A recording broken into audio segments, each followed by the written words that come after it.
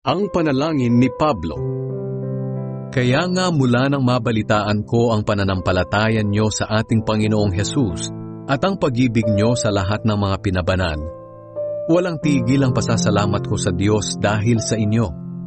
At lagi ko kayong ipinapanalangin. Hinihiling ko sa Diyos, ang dakilang Ama ng ating Panginoong Hesukristo, na bigyan niya kayo ng karunungan at pangunawa mula sa banal na Espiritu, para lalo nyo pa siyang makilala.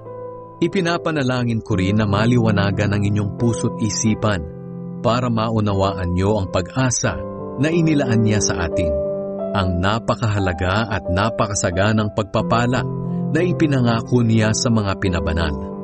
Ipinapanalangin ko rin na malaman nyo ang napakadakilang kapangyarihan ng Diyos para sa ating mga sumasampalataya sa Kanya. Ang kapangyarihan ding ito ang ginamit niya nang buhayin niyang muli si Kristo at nang paupuin sa Kanyang kanan sa langit.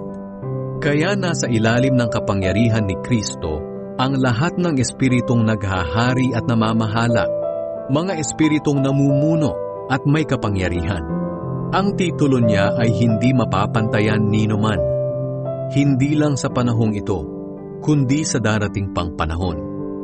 Ipinailalim ng Diyos kay Kristo ang lahat ng bagay at ginawa siyang pangulo ng lahat para sa ikabubuti ng Iglesia na siyang katawan ni Kristo. Ang Iglesia ay ang kabuuan ni Kristo na siyang bumubuo sa lahat.